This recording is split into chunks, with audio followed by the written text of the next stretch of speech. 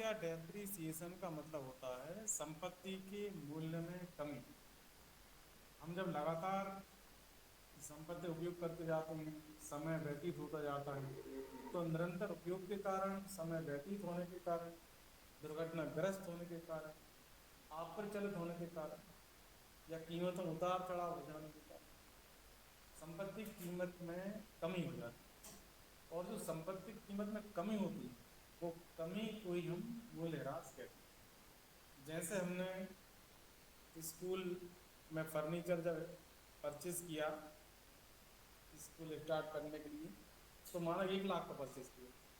अब 2 साल बाद या 3 वर्ष पूरे होने के बाद जब हम इस फर्नीचर को किसी को बेचना चाहेंगे तो वो 1 लाख में बिकेगा, कम में बिकेगा। तो जितने कम में बिकेगा वही ह्रास है। जैसे 1 लाख का फर्नीचर लिया था, जब 2 वर्ष अपन ने यूज किया, अब बेचना चाह रहे हैं तो वो बिक रहा है 60,000 रुपये। तो 40,000 रुपये जो कम हो गया, वो 40,000 रुपये ही मूल्यह्रास कहलाता है। मूल्यह्रास की एंट्री कैसे करते हैं तो वो हम बता देते हैं। सबसे पहले अपन अपनी कंपनी ओपन करेंगे, तो पुरानी कंपनी बंद करेंगे, अल्टर F1 के द्वारा ओनली F1 प्रेस करेंगे तो हमारे सामने कंपनियों की लिस्ट आएगी। इसमें अपन अपनी कंपनी को सिलेक्ट करेंगे। क्या नाम है कंपनी का? एक्सीलेंस है। अरे इसमें तो ऐसा नहीं, कोई बात नहीं, हम आप स्टार्टिंग से बताते हैं। अपन एक नई कंपनी तैयार कर लेते हैं। माने कि आप कहीं पर किसी स्कूल में या कॉलेज में जॉब कर रहे हैं। स्कूल में जॉब कर रहे हैं, मान लेते हैं स्कूल का नाम है ICIC हायर सेकेंडरी स्कूल, ऐसा लिख दिया था।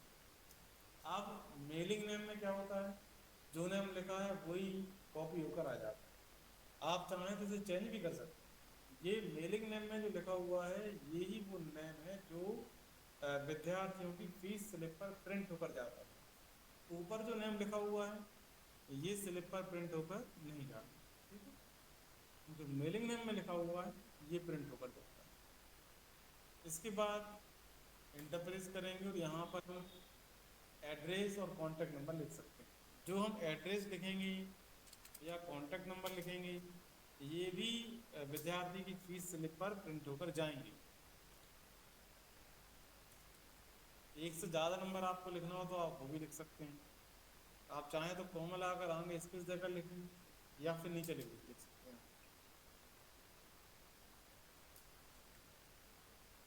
इस तरह से आप लिख सकते हैं। अब ये स्कूल कहाँ पर है? इंडिया में है। इंडिया के कौन से प्रदेश में है? मध्य प्रदेश लिख दिया। एरिया कौन सा है? अपन एरिया का पिन कोड नंबर डाल दिए। टेलीफोन नंबर यहाँ पर लिख देंगे आप। ईमेल आईडी, करेंसी लेन देन किस में है वो भी आप लिखेंगे। और यहाँ पर लिखेंगे अपना लेन देन। अब यहाँ पर चूंकि अपन से रुपए में लेन देन कर रहे हैं, अपन ज़्यादा ज़्यादा लॉस प्रॉफिट सब लिख देंगे। पर यहाँ अपन परचेज सेलिंग का काम नहीं करते। जब परचेज सेलिंग काम करते हैं तो इन्वेंट्री की हमें आवश्यकता हो जाती है, लेकिन स्कूल कॉलेज में परचेज सेल्स का काम नहीं होता, इसलिए यहाँ पर हम अकाउंट्स ओनली में काम करते हैं। फाइनेंशियल ईयर फ्रॉम, वित्तीय वर्ष स्टार्ट कब होगा? 1 अप्रैल 2023 में स्टार्ट होगा। बुक्स बिगिनिंग फ्रॉम, बुक्स भी उसी दिन ओपन करना पड़ती हैं तो सेम डेट रहेगी। यहाँ अपन पासवर्ड टाइप कर देंगे। यहाँ भी एक और पासवर्ड देना है तो बाय प्रेस कर कर एक और यूजर नेम पासवर्ड आप दे सकते हैं। नहीं देना तो आगे बढ़ेंगे अपन। बेस करेंसी इंफॉर्मेशन में लिखा हुआ है करेंसी सिंबल, शॉर्टकट रूट क्या है? RS होता है। फॉर्मल नेम RS का पूरा नाम होता है Indian rupees.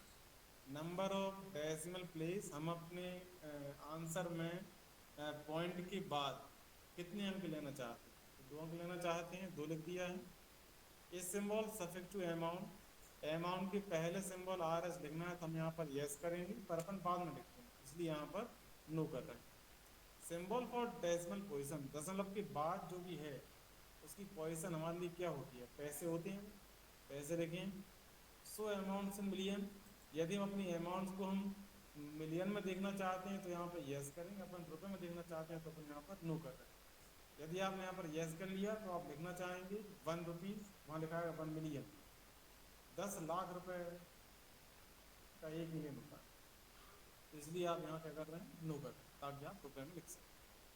Put A space between amount and symbol, amount और सिंबल के बीच में आप थोड़ा सा स्पेस चाहते हैं तो आप यहाँ पे यस करें, नहीं चाहते नो कर देंगे, नो करेंगे तो बहुत पास पास लिखा है। Decimal place for printing amounts in word, दशमलव के बाद के कितने अंकों को आप प्रिंट में निकालना चाहते हैं। तो अपन ने यहाँ पर 2 अंक लिए हैं कि 2 अंक पॉइंट के बाद आए आंसर में, और हम पूरे 2 अंक की प्रिंट आउट निकालना चाह रहे हैं तो यहाँ पर भी 2 लिखेंगे। अगर हम चाहते हैं कि आंसर तो आए पॉइंट के बाद 2 अंकों में, पर जब प्रिंट आउट निकालें तो पॉइंट के बाद वाले प्रिंट आउट में नंग, तो यहाँ पर आप 0 कर सकते हैं। इससे क्या होगा, दिखाई तो देंगे पॉइंट के बाद के 2 अंक सिस्टम में, यहाँ पर जब प्रिंट आउट निकालेंगे तो उस समय उसमें प्रिंट में पॉइंट के बाद की कोई संख्या नहीं आएगी, पॉइंट की पहले की संख्या आएगी। अपन अभी बराबर कर देते हैं 2, मतलब अपन 2 अंक तक निकालना चाहते हैं।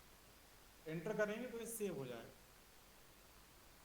अब आपकी कंपनी बनकर तैयार हो गई है। अब आप यहाँ पर कुछ संपत्ति खरीद सकते हैं। तुरंत हिरास लगाना सीखें, संपत्ति खरीदना पड़ेगी पहले, फिर आप उन पर हिरास लगाते हैं। जब तक संपत्ति होंगी नहीं आप हिरास कैसे लगाएंगे। तो सबसे पहले अपन लेजर बनाएंगे, ALC प्रेस कर कर।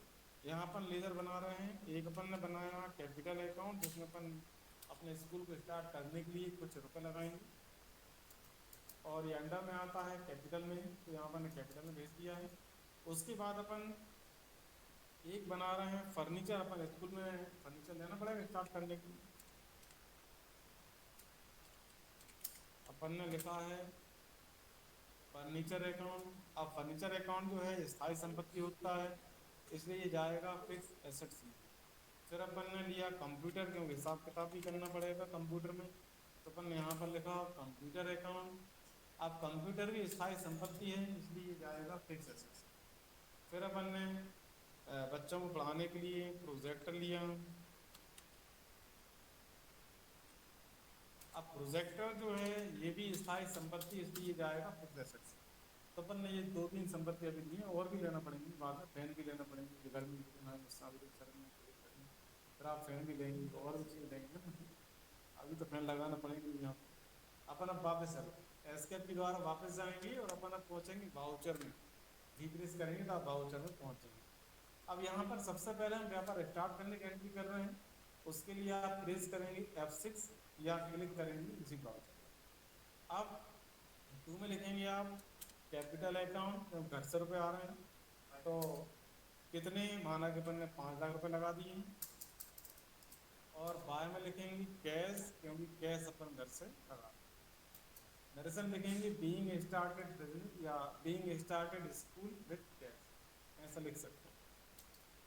अब अपन कुछ संपत्ति खरीदते हैं, पहले अपन लेंगे फर्नीचर। अपन जब भी कोई संपत्ति नगद खरीदते हैं तो एंट्री करते हैं पेमेंट वाउचर में, और संपत्ति उधार खरीदते हैं तो एंट्री करते हैं जनरल वाउचर। आप ध्यान रखें, संपत्ति नगद खरीदते हैं तो पेमेंट में एंट्री करेंगे आप, संपत्ति नगद बेचेंगे तो एंट्री करेंगे रिसीट वाउचर में, और अगर संपत्ति उधार क्रय विक्रय करेंगे तब आप करेंगे जनरल। ठीक है, ये आपको ध्यान रखें। अपन अभी संपत्ति खरीद रहे हैं तो एंट्री करेंगे पेमेंट में। अपन ने लिया है फर्नीचर 1 लाख रुपए का, तो यहाँ पर लिख रहे हैं सबसे पहले तो बाय में फर्नीचर, अपने पास आएगा फर्नीचर 1 लाख रुपए का आएगा। 2 में लिखेंगे अपन कैश, अपन फर्नीचर को कैश खरीद रहे हैं। नरेशन लिखेंगे being furniture purchase on cash. ठीक है, ये अपन ने लिखा। फिर उसके बाद अपन माना कि कंप्यूटर खरीद रहे हैं तो अपन वो भी नगद में ले रहे हैं, तो अपन ने यहाँ पर लिखा है कंप्यूटर अकाउंट, और यहाँ पर लिख रहे हैं कितने का लिया, माना कि 15,000 रुपये का लिया है, और ये अपन ने कैश लिया, being computer purchase on cash. इसके बाद अपन ने कुछ और लिया, अपन अब ले लेते हैं प्रोजेक्टर ले लेते हैं, तो यहाँ लिखेंगे अपन प्रोजेक्टर, माना कि 35,000 का है तो 35,000 लिख लेंगे आप कैश। अपन यहाँ पर cash being projector purchase on cash. इस तरह ये अपन ने संपत्तियाँ खरीद ली। अब संपत्ति खरीदने के बाद अपने कई विद्यार्थी एडमिशन लेंगे, उनके आप लेजर बना लेंगे, आप बनाना आ गया सबको, तो आप बच्चों की फीस भी जमा कर लेंगे, एडमिशन कैंसिल भी कर लेंगे, फीस वापस भी लौटा देंगे, कितना कर लेंगे, टीचर्स को सैलरी भी आप दे देंगे, ये सब आप कर लेंगे, सब कर लेंगे। इसके बाद अपन माना कि पूरा वर्ष गुजर गया और वर्ष के अंत में अपन को ह्रास लगा, तो ह्रास लगाएंगे अपन, वो कैसे लगाते हैं हम बता दें। सबसे पहले तो आपको याद रखना है कि जब भी हम ह्रास गिनती करेंगे तो वो करेंगे जनरल भाव से, ठीक है। दूसरी बात, ह्रास हमेशा वर्ष के अंत में लगाया जाता है, वर्ष का अंत का होता है। जैसे स्टार्ट कब हुआ है अपना वर्ष, 1 अप्रैल, जब 1 अप्रैल से स्टार्ट हुआ है तो अंत का होगा,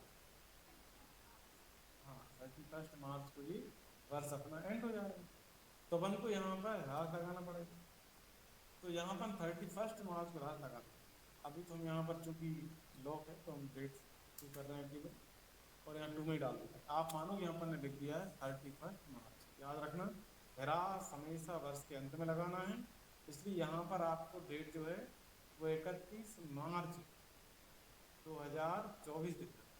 अपन ने 23 में स्टार्ट किया है अप्रैल में, तो जब 31 मार्च आएगा वो तब आएगा सीधा वर्ष 24 में जाकर, तो यहाँ लिखेंगे आप 31 मार्च 2024। कैसे लिखते हैं, F2 से लिखते हैं, F2 प्रेस करेंगे यहाँ लिख देंगे आप 31-3 और इंटर प्रेस कर देंगे, अपने आप 2024 आ जाएगा। सन आपको टाइप करना नहीं पड़ेगा, ओनली डेट और मंथ आपको टाइप करना है। अपन अब बाय में लिखेंगे खर्च का नाम, तो अपन ने बाय में लिखा है डेप्रिसिएशन, अपन ने इसका लेजर नहीं बनाया है तो बना लेंगे अल्टर सी, डेप्रिसिएशन अकाउंट, इसे बोलते हैं शॉर्टकट में डेप अकाउंट। ये आपका जाता है इनडायरेक्ट एक्सपेंसेस में, और यहाँ पर कितना डेप्रिसिएशन लगेगा हमको नहीं पता, अपन अभी अनुमानित कोई भी अमाउंट लिख रहे हैं 13,000, अपन बाद में इसको चेंज कर देंगे थोड़ी देर बाद, पहले पता लगा ना कि ह्रास लगना चाहिए। माना कि सभी स्थायी संपत्तियों पर 10% की दर से ह्रास लगा, 10%। तो सबसे पहले अपन लगाएंगे फर्नीचर पर। फर्नीचर की कीमत देखो आप क्या है, इसकी कीमत 1 लाख रुपए है, तो 1 लाख रुपए जब कीमत है तो इसका 10% निकालेंगे, 1 लाख वाली पर हटा। अब 1 लाख की लागत ही हटा दो आप, कितने बचेंगे, 10,000 लिख, ठीक है। फिर अब देखो फर्नीचर पहले 1 लाख रुपए कीमत का था, पर अब उस पर ह्रास लग गया 10,000 रुपए, अब इस कीमत कितनी बची, नीचे लिखा भी जाया करेगा संपत्ति के नाम के नीचे, अब उसकी कीमत क्या बचे, ठीक है। अब अपन लिखते हैं अगला कंप्यूटर। अपन ने कंप्यूटर 15,000 रुपए का लिया था, अब 15,000 रुपए का लिया था, उस पर अपन ह्रास लगाएंगे 10%, तो 15,000 की जीरो अपन हटा देंगे, कितने बचेंगे, 15,000 की आप जीरो हटा देंगे तो 1,500 बचेंगे, तो 1,500 बचे, आप पालक 10,000 रुपये, अपन ने 1,500 लिख दिए।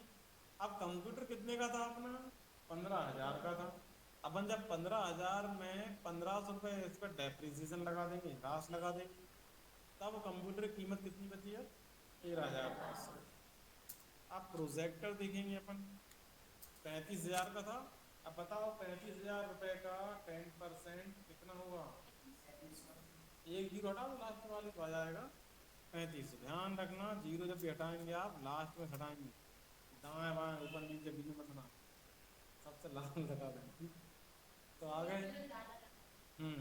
तो यहाँ पर देखो कितने आ जाएंगे, 3500 आ जाए, अपन एक जीरो हटा दिया 35,000 में से, तो 3500 बचे। अब देखो अपना जो एसी अपना प्रोजेक्टर है उसकी कीमत कितनी हो गई, अब 3500 कम हो गई, 31,500 बची, ठीक है। अब आगे अपनी 3 संपत्तियां थी बस, अब और कोई संपत्ति पर हमें ह्रास नहीं लगा।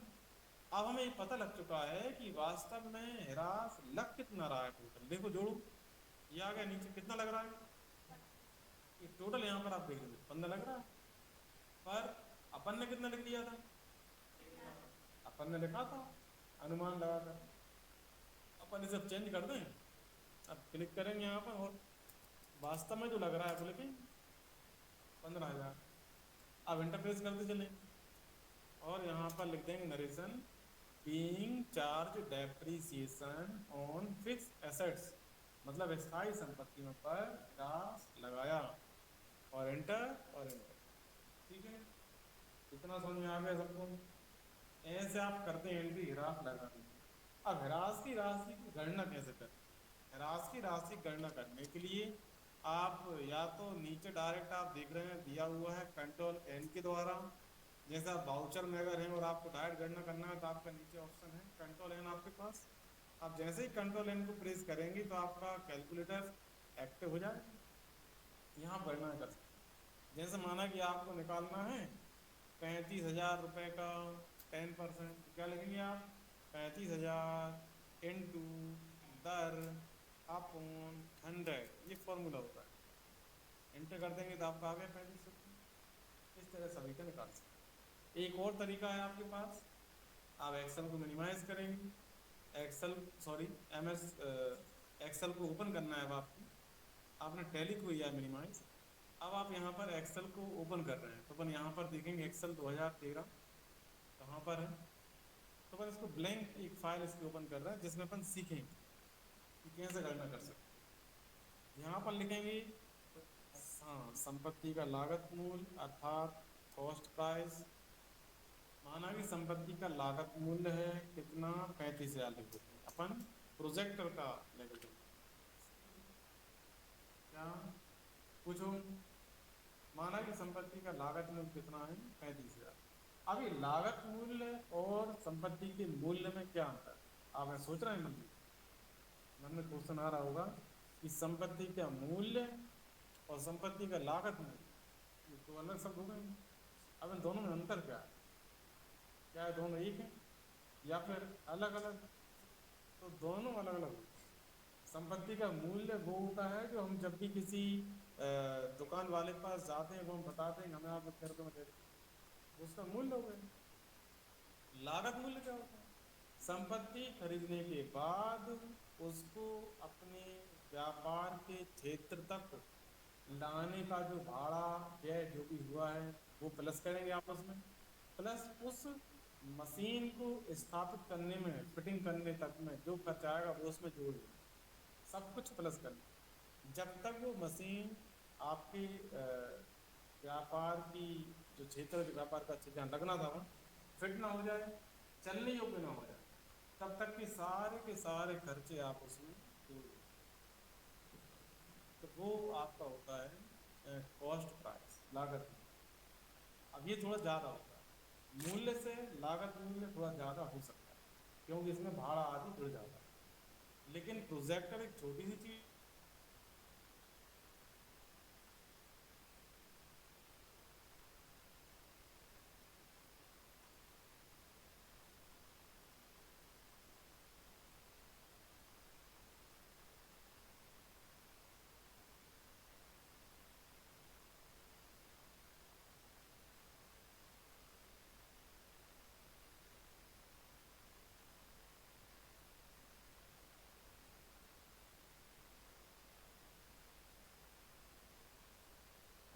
एक आ गया ऐसे नोन दिया 35 का तो एक प्लस हो गया 36 का।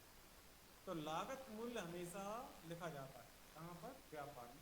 आप चाहे स्कूल कॉलेज ओपन करें या व्यवसायिक संस्था में जॉब करें, कहीं भी जॉब करें, लेकिन हमेशा संपत्ति का मूल्य नहीं लिखते वहाँ पर, लागत मूल्य लेकर बात करते हैं। अब लागत मूल्य के हिसाब से ही राशि गणना करते हैं। माना कि उन्होंने बता दिया कि जो संपत्ति है ये संपत्ति 5 वर्ष तक चलेगी।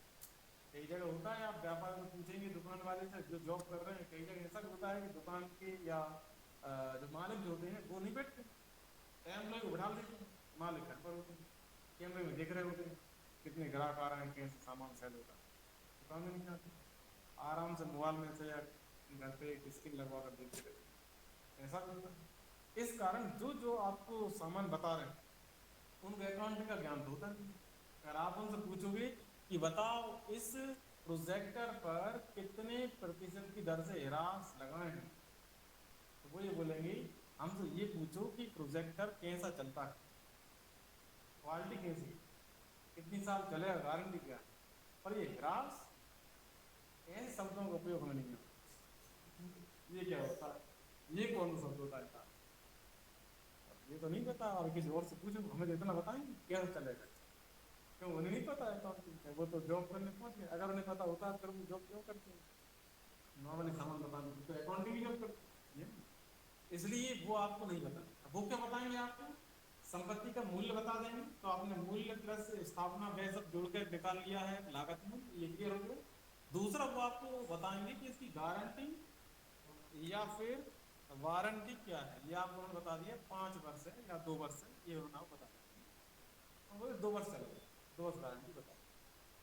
अब इसके अलावा बाकी को आपको ये बता सकते हैं कि संपत्ति जब खराब हो जाएगी तो वापस तो लेंगे कि नहीं लेंगे। अब उनसे पूछेंगे 2 वर्ष बाद जब एक प्रोजेक्ट खराब हो जाएगा क्या आप उसको वापस लेंगे, यदि लेंगे कितने में लेंगे? उन्होंने बोल दिया कि हम इसको वापस जो लेंगे वो 5,000 रुपये में ले लेंगे। इसे बोलते हैं आवश्यक मूल्य, रेसिडुअल वैल्यू। मतलब संपत्ति खराब होने के बाद उसके अवशेषों की बिक्री से जो मूल्य प्राप्त होता है वो अवशिष्ट मूल्य रेसिडुअल वैल्यू कहलाता है। तो 5,000 को काट लेंगे, जब 5,000 में काट लेंगे तो अब हमें प्रत्येक वर्ष कितनी राशि एकत्रित करना पड़ेगी कि हम नया प्रोजेक्टर 2 साल बाद खरीद सकें। ह्रास क्यों लगाते हैं? एक क्वेश्चन आ रहा है माइंड में, आपने ह्रास क्यों लगा? तो आंसर इसका ये है, ह्रास लगाते हैं व्यापारी संपत्तियों की पुनर्स्थापना के लिए। तो पुरानी संपत्ति खराब हो जाती है तो नई संपत्ति खरीदना होती है, तो भी परेशानी ना हो, तुरंत खरीद सके, इसलिए ह्रास लगाते हैं। क्लियर हो गया? दूसरा क्वेश्चन हमें क्या आ रहा है आपके में कि ह्रास लगाने से किसको फायदा होता है, सरकार को या व्यापारी को? तो व्यापारी को फायदा होता है, इससे सरकार कोई फायदा नहीं। तीसरा मन में क्वेश्चन आ रहा होगा कि ह्रास लगाता कौन है, व्यापारी या सरकार? तो ह्रास सरकार नहीं लगाती, ये व्यापारी को लगता है। ठीक है। चौथा क्वेश्चन मन में आ रहा होगा आपके महाजन कि जो ह्रास तो होता है ये अगर व्यापारी ना लगाए तो क्या होगा? तो क्वेश्चन आते हैं बहुत सारे, इतनी मेहनत क्यों कर रहे हैं, ह्रास निकाल खुद ही लगा रहे हैं। लगाना खुद को है, ह्रास का अमाउंट खुद को अपने पास ही रखना है, सरकार में देना है, किसी को जमा तो करना नहीं, खुद के अकाउंट में जमा कर रखना है या खुद घर पर रखना है। जब खुद लगा रहे हैं, खुद के पास अमाउंट रखना है, तो लगाए क्यों ना, इतनी मेहनत क्यों? तो इसका भी आंसर है, इसका आंसर ये है कि यदि ह्रास नहीं लगाएंगे तो प्रॉफिट जो है वो थोड़ा सा ज्यादा नजर आएगा। क्यों नजर आएगा बताता हूं। जैसे 35,000 माइनस 5,000, अब हमें 2 वर्ष बाद नई संपत्ति लेना है, तो नई संपत्ति लेने के लिए हमें टोटल कितने रुपए एकत्रित करना पड़ रहे हैं? तो बराबर 35,000 में से हमें 5,000 दुकान वाले दे ही देंगे, पुरानी संपत्ति काट कर हमें कितने और इकट्ठे करना है 2 सालों में? 30 करना है। जब 2 साल में 30 करना है तो हमें हर वर्ष कितने करना पड़ेंगे? सोचो, जब 2 साल में 30,000 इकट्ठे करना है हमें, तो हर वर्ष कितने रुपए एकत्रित करें कि हम नई संपत्ति खरीदें 30,000 रुपये? तो बराबर लगाएंगे, 30,000 में भाग देंगे गारंटी वारंटी की संख्या से। तो देखो कितने करना है, 15 जोड़ेंगे हो जाएंगे 30,000।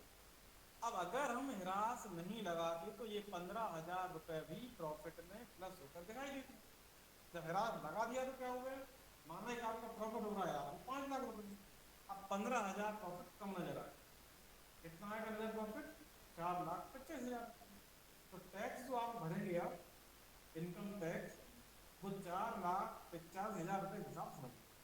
अगर आप ह्रास ना लगाते तो 5 लाख के अकॉर्डिंग आप टैक्स समझ करना, उसमें से आप टैक्स माइनस करके 5 लाख में से 5 लाख में से कर मुक्त आय घटाने के बाद जो शेष आय बचती पर आप टैक्स भरना पड़ेगा। अब क्या होगा, अब आपको इसमें 15,000 कम अमाउंट करने के बाद फिर जो अमाउंट बचेगा शेष प्रॉफिट, उसमें से आप टैक्स इनकम घटाएंगे, उसके बाद लगेगा टैक्स, तो आपका टैक्स मतलब 15,000 रुपये का बच जाएगा।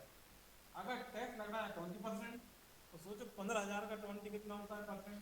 3,000 रुपये, 3,000 रुपये आप बच गए। अगर आप ये नहीं लगा तो लग जाते हैं। अब ये बात सिर्फ एक संपत्ति है, उसमें फर्नीचर है, फैन है, AC है, कंप्यूटर है, जब सारी संपत्ति बराबर लगाएंगे तो कम से कम ये लगता है 2-2.5 लाख का। अब 2 लाख में से आप निकालो 20%, मतलब 40,000 रुपये की लगा आप प्रॉफिट हो जाए। अगर ह्रास नहीं लगाएंगे तो व्यापारी को लॉस है। तो अगर कोई व्यापारी स्कूल कॉलेज आप ओपन कर लिया और आप अकाउंटिंग का नॉलेज कम है, फिर आप तो लगाएंगे नहीं। उस समय आप टैक्स को टोटल इनकम पर भर दोगे और बाद में संपत्ति खराब हो जाएगी उनको तो लेना ही पड़ेगा। फिर एक समय प्रॉफिट में से ही आपको संपत्ति खरीदनी पड़ेगी। तो उस समय उस वर्ष में जब संपत्ति आप ज्यादा खरीदेंगे तो आपको लॉस होगा, क्योंकि आपके पास इनकम उतनी आ रही है हर वर्ष, लेकिन अचानक खर्च ज्यादा करना पड़ेगा, फिर कर्ज लेना पड़ेगा, इससे बिजनेस लॉस में चले जाता है। इसीलिए हिरास लगाना अनिवार्य होता है एक व्यवसाय को लंबे टाइम चलाना। अगर व्यवसाय कम टाइम चलाना है हिरास मत लगाओ, लंबे टाइम लाइफ टाइम चलाना है तो संपत्ति चेंज करना पड़ेगी आपको, तो हिरास लगाना पड़ेगा। तो हिरास क्लियर हो गया क्यों लगाते हैं, हिरास कौन लगाता है, हिरास का लाभ किसको होता है, पता लग गया है? बता देंगे सब, तो बताओ हिरास कौन लगाता है? हिरास लगाने से लाभ किसको होता है, व्यापारी को या सरकार को? हिरास अगर नहीं लगाएंगे तो क्या होगा, व्यापारी को उस अमाउंट पर भी टैक्स भरना पड़ेगा। समझ में आ गया? तो हिरास का क्लियर। अब आप हिरास समझ जाएंगे क्या होता है, डेप्रिसिएशन या मूल्य ह्रास। कुछ इसमें क्वेश्चन और आप माइंड में आप पूछो बता देंगे, तो क्वेश्चन आप माइंड में आ रहे हैं हिरास को लेकर, नहीं आ रहे? हिरास क्या होता है ये तो पता चल गया सबको, संपत्ति के मूल्य में कमी, शॉर्टकट। तो संपत्ति की मूल्य में कमी होती है वही हिरास। प्रोजेक्टर अपन लिया 35,000 रुपए का, एक आध साल बाद बेचेंगे तो 35,000 में नहीं बिकेगा, कम में बिकेगा, जितने कम में बिकेगा वही हिरास। आपने घर पे कार ली, अब बेचो एक साल बाद, कम में बिकेगा, तो वही हिरास। आप बाइक ले, स्कूटी कुछ भी ले रहे, आप बाद में लग रहा है नहीं अभी बेचने पर, दूसरा लेंगे नहीं लेंगे, लेट जाना, तो फिर पुराने का रेट और कम होगा, वो हिरास। ठीक है, कुछ और क्वेश्चन पूछना है तो कल मतलब कल करके देखो, अभी जाओ रिवाइज जो करते हैं करके देखो, जो अगली क्लास लेते हैं रुके रहना, और जो नहीं लेते हो रिवाइज करना। ठीक है।